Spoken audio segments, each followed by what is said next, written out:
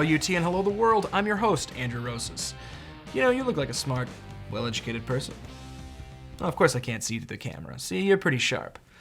Sadly, sometimes intelligence and happiness are like oil and water. No, not two commodities hunted down by roving gangs in a post-apocalyptic wasteland. Research shows that happiness has very little correlation to success, intelligence, or education, which might seem counterintuitive. I know education has sometimes gotten in the way of my happiness.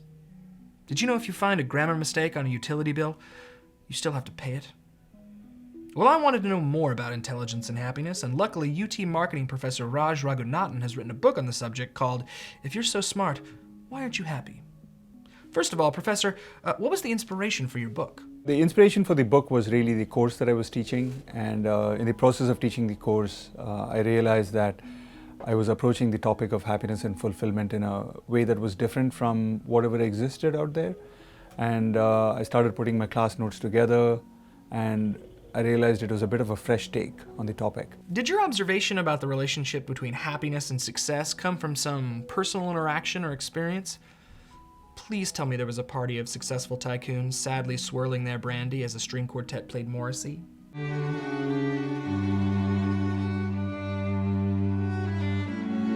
I wouldn't say that it happened at a party, but over time I started recognizing not just my friends who were successful but not as happy as they expected to be, but even myself. You know, I have a PhD, I'm a professor at a great institution, and yet there was a sense that, is this all there is to it? You know, there's a kind of an emptiness, if you will. Now I'm wondering why success and intelligence don't translate into happiness. Perhaps it's because one is so conceptual and the other can be measured by some sort of metric? Like converting success into happiness is like converting kilowatts into ennui? Happiness is very important to all of us, and to the extent that people who are smart and successful are better at achieving their goals, you would think that they would be more happy.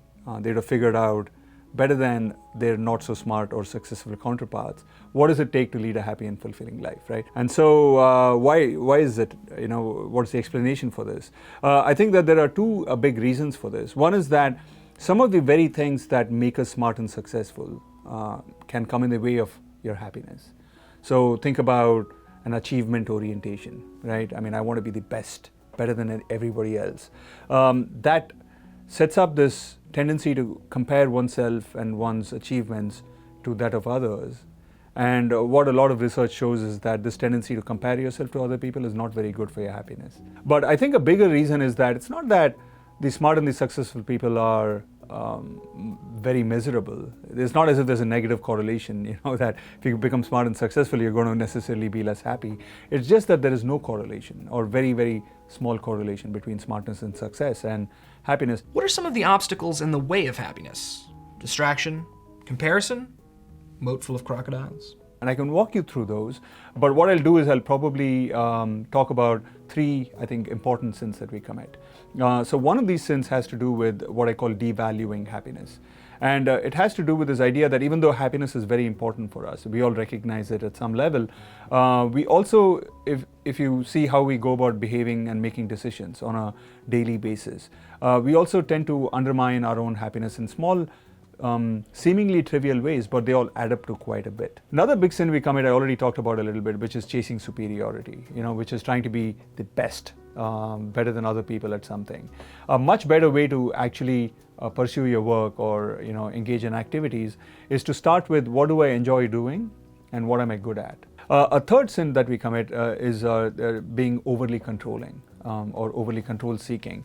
And it comes in two varieties. One variety is to control other people. And really, you know, the story you're telling yourself in your head is that the reason I'm not happy is because Andrew or Corey are not behaving like I want them to, right?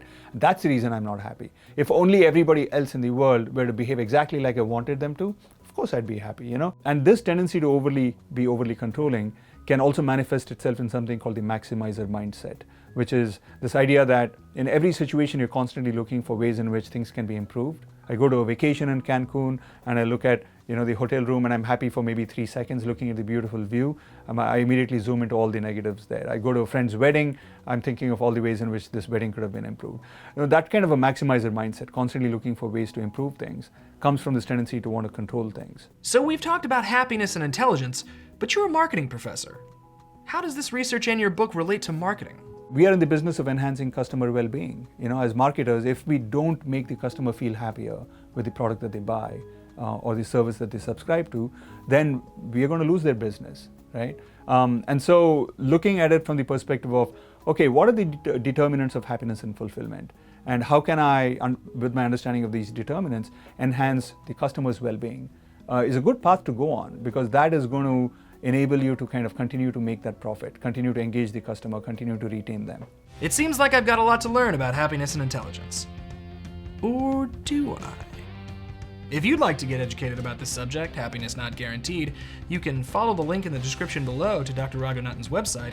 And while you're surfing the web, why don't you subscribe to our YouTube channel, as that will make us, at least temporarily, very happy. As always, I'm your host, Andrew Rosas, reminding you to stay hooked.